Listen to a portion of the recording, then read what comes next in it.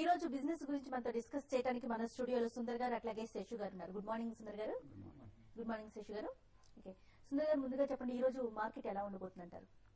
శుక్రవారం మార్కెట్ చూస్తే కనుక చాలా స్థిరంగా క్లోజ్ అయింది. లాస్ట్ 10 మినిట్స్ మటుకు ఒక 6150 దగ్గర ఒక మైనర్ కరెక్షన్ వచ్చినా కూడా 61 పైన అంటే సపోర్ట్ పైన నిలబడటంతో ఇవాళ కూడా పాజిటివ్ గానే ఉంటుంది. బట్ గ్లోబల్ క్లూస్ అని చూస్తే కనుక ఇవాళ కొంచెం ఫ్లాట్ గా ఉన్నట్టుగా కనిపిస్తుంది. బట్ లాంగ్ పొజిషన్స్ మటుకు కంటిన్యూ చేసుకోవచ్చు. ఇమీడియట్ గా షార్ట్ టర్మ్ వీక్నెస్ కనిపించలేదు. ఇక ఇంట్రాడేకి వస్తే కనుక 6150 దగ్గర ఓపెనింగ్ పాజిటివ్ గా ఉంటే కనుక 6150 దగ్గర చిన్న రియాక్షన్, చిన్న కన్సాలిడేషన్ ఉంది. ఏమాత్రం 6150 పైన నిలబడితే కనుక ఫర్దర్ లాంగ్ పొజిషన్ తీసుకోవచ్చు. 6180, 6190 అంటే 20-30 పాయింట్స్ టార్గెట్ తో క్లోజ్ చేయొచ్చు. సో అలాగే షార్ట్ పొజిషన్ తీసుకోవాలని వెయిట్ చేసిన వాళ్ళు మటుకు ఈ పరిస్థితులు అటెంప్ట్ చేయదు. అన్లెస్ 6100 కింద కనుక కంటిన్యూస్ గా 5 మినిట్స్ ట్రేడ్ అవుతానే షార్ట్ పొజిషన్ తీసుకోవాలి. అది ఒక 20 పాయింట్స్ 30 పాయింట్స్ కోసం. మార్కెట్ పాజిటివ్ గానే ఉంది. ముఖ్యంగా అనిల్ అంబానీ గ్రూప్ కూడా స్టాక్స్ ని కూడా చాలా రోజులు కన్సాలిడేషన్ తర్వాత నిన్నే శుక్రవారం నాడు మార్కెట్ ర్యాలీలో పార్టిసిపేట్ అయినాయి. అలాగే బ్యాంక్స్ కూడా కొంచెం బాగా కన్సాలిడేషన్ అయింది. ముఖ్యంగా ఎస్బీఐ ఒక short term up side breakout కనిపించింది. ఏమాత్రం ఎస్బీఐ కూడా వాళ్ళు స్ట్రాంగ్ గా ఉందంటే కనుక ఫర్దర్ ర్యాలీ కూడా మార్కెట్ ని కూడా తీసుకెళ్లే అవకాశం కనిపిస్తుంది. సో మార్కెట్ పాజిటివ్ ఉంది. 6150 పైన ఫర్దర్ లాంగ్, 6100 కింద ఒక మైనర్ వీక్నెస్ చూడొచ్చు. బట్ రెండు పాజిటివ్ గానే ఉండొచ్చు. ఓకే అండి. తర్వాత ముందుగా మనకి కాలర్ ఉన్నారండి, నాగేంద్రమణి హైదరాబాద్ నుంచి. గుడ్ మార్నింగ్ నాగేంద్రమణి గారు. Hello, good morning and happy new year ma'am. Thank you అండి, మీకు కూడా హ్యాపీ న్యూ ఇయర్ అండి. చెప్పండి. Thank you ma'am. నా దగ్గర జిఎంఆర్ ఇన్ఫ్రా అండ్ పుంజులాయిడ్ ఉందండి. ఓకే. జిఎంఆర్ ఇన్ఫ్రా నేను 133.7 తో పర్చేజ్ చేశానండి. ఓకే. పుంజులాయిడ్ అయితే 269 తో పర్చేజ్ చేశాను. ఎప్పటి వరకు వెయిట్ చేయొచ్చండి? ఏ రేట్ లో సేల్ చేయొచ్చు? మీరు తీసుకున్న స్టాక్స్ రెండు కూడా ఏంటంటే అండి, ఈవెన్ మార్కెట్ దగ్గర హైక్ వస్తున్నా కూడా ఈ స్టాక్స్ అన్ని కూడా ఏంటంటే బాగా లోయర్ లెవెల్స్ లో ఉన్నాయండి. మరి ముఖ్యంగా జిఎంఆర్ ఇన్ఫ్రా, తర్వాత పుంజులాయిడ్, ఇవి కూడా ఇంకోటి ఏంటంటే మీరు కూడా చాలా హైలో తీసుకున్నారు. 269 అంటే ఒక 6 మంత్స్ బ్యాక్ వచ్చిన రేట్ అండ్ పుంజులాయిడ్. తర్వాత జిఎంఆర్ ఇన్ఫ్రా కూడా చాలా హైలో తీసుకున్నారు. అయితే ఇప్పుడు ఇమీడియట్ గా స్టాక్స్ మీకు ఆ రేట్ రావడానికి చాలా టైం పట్టే అవకాశం ఉందండి. ఇమీడియట్ గా జిఎంఆర్ ఇన్ఫ్రా అయితే నెక్స్ట్ 2 to 3 మంత్స్ లో ఈ 50 ఆ లెవెల్ గాని దాటగలిగితే మళ్ళీ స్లోగా 65 to 70 రూపీస్ రావచ్చు. ఒక 3 to 4 మంత్స్ పడుతుంది. అంతకుమించి పెద్ద అప్మూవ్ అయితే జిఎంఆర్ ఇన్ఫ్రాలో ఉండకపోవచ్చు. It the same time Punj Lloyd కూడా ఏంటంటే రీసెంట్ గా అయితే ఒక 100 నుంచి 120 మధ్యలో కన్సాలిడేట్ అవుతుంది. ఒక 120 రూపీస్ కానీ దాటిందంటే స్టాక్ లో కూడా మేజర్ అప్ ట్రెండ్ రావడానికి అవకాశం ఉంది. కాబట్టి ఏంటంటే మీరు పుంజులాయిడ్ కొంత ఇన్వెస్ట్ చేయండి. ఫర్దర్ గా మీకు చాలా హైలో తీసుకున్నారు కాబట్టి ఇక్కడ కరెంట్ అవర్స్ లో మీరు యావరేజ్ చేసుకోండి. ఒక 6 to 8 మంత్స్ ఉంటే మళ్ళీ ఇది 180 to 200 కూడా టెస్ట్ చేసే అవకాశం ఉంది. జీమార్ లో మాత్రం యావరేజ్ మాత్రం చేయకుండా ఉన్న పొజిషన్ మాత్రం హోల్డ్ చేయండి. ఓకే, రైట్ అండి. తర్వాత శంకర్ గారు లైన్ లో ఉన్నారండి. హలో, గుడ్ మార్నింగ్ అండి శంకర్ గారు. ఓకే, చెప్పండి. జేఎస్డబ్ల్యూ స్టీల్ నేను ఫ్యూచర్స్ లో కొనాలనుకుంటున్నానండి. ఓకే. దాని గురించి చెప్తారా? కొనొచ్చా లేదా? ఓకే. జేఎస్డబ్ల్యూ స్టీల్ చూస్తే టెక్నికల్ గా లాస్ట్ 1-2 మంత్స్ చూస్తే 1420 నుంచి కరెక్షన్ అయ్యి కరెక్ట్ గా 1050 నుంచి కొంచెం మళ్ళీ రీబౌండ్ రావడం జరిగింది. అలాగే నా ఉద్దేశంలో జేఎస్డబ్ల్యూ స్టీల్ డెఫినెట్ గా పాజిటివ్ గా కనిపిస్తుంది. నేను కూడా చూస్తే కనుక లాస్ట్ 2 డేస్ కొంచెం మైనర్ అప్ సైడ్ బ్రేక్అవుట్ కూడా కనిపించింది. ఏమాత్రం ఇవాళ 1180 పైన నిలబడిందంటే కనుక మీరు డెఫినెట్ గా బై పొజిషన్ తీసుకోండి. 1230, 1240 టార్గెట్ తోటి మీరు హోల్డ్ చేయొచ్చు. అలాగే స్టాప్ లాస్ మటుకు 1150 కింద స్ట్రిక్ట్ గా పెట్టుకొని బై చేయొచ్చు. ఓకే. తర్వాత సోనయ్య విజయవాడ నుంచి లైన్ లో ఉన్నారు. గుడ్ మార్నింగ్ సోనయ్య గారు. హలో. హలో, నమస్తే అండి. నమస్తే అండి. చెప్పండి. Good morning. సోనయ్య గారు, మీరు టీవీ వాల్యూమ్ పూర్తిగా మ్యూట్ చేసుకుని మీ ప్రశ్న అడగండి.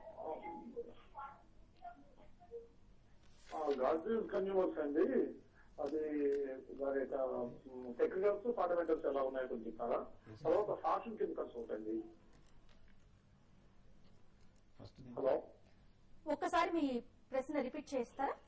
గాజు కన్జ్యూమర్ ప్రొడక్ట్స్ ఓకే. 386 లో తీసుకున్నానండి. 386 లో. తర్వాత ఫ్యాషన్ కెమికల్స్ 95 లో తీసుకున్నామండి. ప్రసాద్ గారు సజెస్ట్ చేశారు దాన్ని. ఓకే. ఓకే. ఆ రెండు కొంచెం దాని పొజిషన్స్ ఏంటి చెప్తారా? అవుతుంది. గోద్రేజ్ కన్జ్యూమర్ ప్రొడక్ట్స్ అనేది ఫండమెంటల్ గా స్టాక్ అయితే చాలా స్ట్రాంగ్ అండి. మీకు దీని గురించి పెద్దగా అంటే కంగారు పడాల్సిన అవసరం అయితే లేదు. అయితే స్టాక్ అయితే ఏంటంటే కొంత ఎక్స్పెన్సివ్ కనపడుతుంది. అరౌండ్ ఈ లెవెల్లో 400 ఆ లెవెల్కి వచ్చినప్పుడు స్టాక్ అయితే కొంత ఎక్స్పెన్సివ్ కనపడుతుంది. మీరు ఈ స్టాక్ అయితే హోల్డ్ చేసుకోండి. ఫ్యూచర్ లో మీరు తీసుకున్న రేట్ లో ఉంది కాబట్టి అరౌండ్ 400 దగ్గర బాగా రెసిస్టెన్స్ స్టాక్ రావచ్చు. అది కానీ క్రాస్ అయితే మళ్ళీ 480 to 500 rupees stock next 3 to 4 months లో పెరగడానికి అవకాశం ఉంది. కరెంట్ లెవెల్స్ లో అయితే స్టాక్ ని హోల్డ్ చేసుకుని లాస్ట్ 3 months నుంచి కానీ అబ్జర్వ్ చేస్తే స్టాక్ అరౌండ్ 420 ఆ లెవెల్స్ మళ్ళీ డౌన్ సైడ్ చూసుకుంటే 350 బిలో రావట్లేదు. కాబట్టి స్టాక్ అయితే మంచి ఒక లాంగ్ టర్మ్ అయితే అప్ ట్రెండ్ లోనే కనబడుతుంది.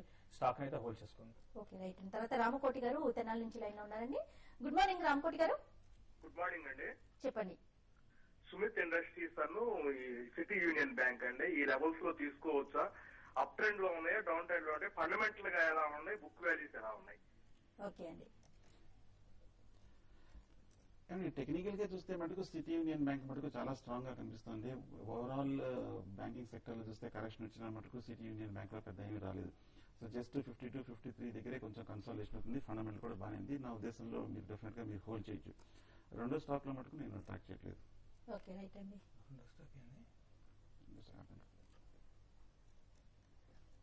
అయితే శశి గారు ఈ రోజు మార్కెట్ విశేషాలు ఎలా ఉంటాయి అనుకోవచ్చు అంటారు మనం? ఈ రోజు మార్కెట్ అయితే చాలా వరకు గ్యాప్ అప్ లో ఓపెన్ కావడానికి అవకాశం ఉంది. 15 to 20 points Nifty gap up open అవుతుంది. అయితే డే ఇప్పుడు ఆల్మోస్ట్ అన్ని మార్కెట్స్ కూడా ఏషియన్ నుంచి మనకి పాజిటివ్ గా ఉన్నాయి. మరి ముఖ్యంగా హ్యాన్సింగ్ 300 పాయింట్స్, స్ట్రైట్ టైమ్స్ 30 పాయింట్స్, ఈ విధంగా అన్ని కూడా చాలా పాజిటివ్ ఉన్నాయి. కాబట్టి మన మార్కెట్ కూడా ఈ న్యూ ఇయర్ లో చాలా ఒక ర్యాలీ రావడానికి అవకాశం ఉంది. దీంతో పాటు మనకి గ్లోబల్ గా ఎటువంటి నెగిటివ్ న్యూస్ లేదు. కాబట్టి ఈ రోజు మార్కెట్ అయితే ఓపెనింగ్ స్ట్రాంగ్ ఉండే, తర్వాత క్లోజింగ్ బేసిస్ లో కూడా చాలా వరకు స్ట్రాంగ్ ఉండే అవకాశం ఉంది. కాబట్టి మార్కెట్ లో ఎవరి డిప్లైలో కొన్ని రీసెంట్ గా ఏవైతే స్టాక్స్ మంచి అప్ ట్రెండ్ లో ఉన్నాయో వాటిని బై చేసుకోమని సజెస్ట్ చేస్తాను. తర్వాత కొన్ని స్టాక్స్ ఏవైతే యాక్టివ్ గా పార్టిసిపేట్ చేయలేదు, లైక్ రియాలిటీ స్టాక్స్, అవన్నీ కూడా ఇక్కడ నుంచి బాగా పెరిగే అవకాశం ఉంది. సో అటువంటి వాటిలో కూడా షార్ట్ టర్మ్ కి లాంగ్ పొజిషన్ తీసుకోవచ్చు. అలాగే ఒక కాలర్ సుమిత్ ఇండస్ట్రీస్ గురించి అడిగారు. టెక్నికల్ గా పెద్ద పాజిటివ్ ఏం లేదండి, కొంచెం సైడ్ వేస్ లో కనిపిస్తుంది. 33 రూపీస్ నుంచి 22 రూపీస్ వచ్చిన హ్యూజ్ గ్యాప్ తోటి. అలాగే ఫండమెంటల్ చూస్తే చిన్న సైజ్ టెక్స్టైల్ కంపెనీ తప్ప పెద్ద ఫండమెంటల్ కూడా స్ట్రాంగ్ లేదు. ఈ స్టాక్ ని నా ఉద్దేశం కొంచెం హైయర్ రేట్ వస్తే కనుక మీరు ఎగ్జిట్ అవ్వచ్చు. ఓకే. తర్వాత ప్రభాకర్ రెడ్డి గారు హైదరాబాద్ నుంచి లైన్ లో ఉన్నారండి. గుడ్ మార్నింగ్ ప్రభాకర్ రెడ్డి గారు. చెప్పండి. మేడం, రిలయన్స్ మ్యూచువల్ ఫండ్స్ తీసుకున్నాము. ఓకే. ఒక 50,000 దాకా ఇన్వెస్ట్మెంట్ చేసాం 1 year క్రితము. ఇప్పుడు ఉంచమంటారా తీసేయమంటారా అడుగుతాం. ఇప్పుడు మీరు 1 year క్రితం తీసుకున్నారంటే మీకు మంచి ఇప్పుడు ప్రాఫిట్ లోనే ఉంటారండి. ఇంకా ఫర్దర్ కూడా ఇంకా మీకు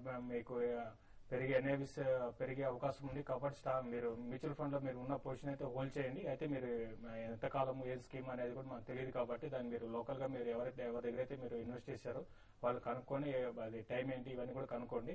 కరెంట్ ఇప్పుడున్న పరిస్థితుల్లో అయితే ఇంకా ఫర్దర్ గా మార్కెట్ కూడా బాగా బులిష్ ఉండే అవకాశం ఉంది. At least next 3 to 4 months. అయితే ఈ ఇయర్ కి మెయిన్ మార్కెట్ కి ఏంటంటే మెయిన్ థ్రెట్ వచ్చి political uncertainty, inflation, 2 major problems ఉంటాయి. సో ఇవి కూడా ట్రాక్ చేసుకుంటూ మీరైతే షార్ట్ టర్మ్ కి అయితే హోల్డ్ చేయండి. ఓకే అండి. తర్వాత షేక్ హుస్సేన్ గారు కర్ణాటక నుంచి లైన్ ఉన్నారండి. నమస్తే అండి షేక్ హుస్సేన్ గారు. నమస్తే మేడం. చెప్పండి. నేను జేపీ కెమికల్ ఇప్పుడు ప్రజెంట్ లెవెల్ లో ఎంటర్ కావాలనుకుంటున్నాను. తర్వాత ఇన్ఫోటెక్ గురించి కొంచెం చెప్తారా మేడం? ఓకే అండి. JP chemical and Infotech.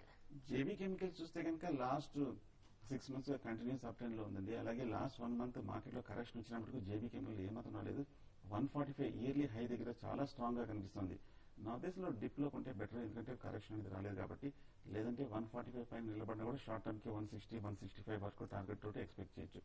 అలాగే ఇన్ఫోటెక్ ఎంటర్ప్రైజెస్ చూస్తే కనుక లాస్ట్ ఒక 2 months గా కొంచెం కరెక్షన్ చూస్తూ 205 నుంచి 145 వరకు రియాక్ట్ అయింది.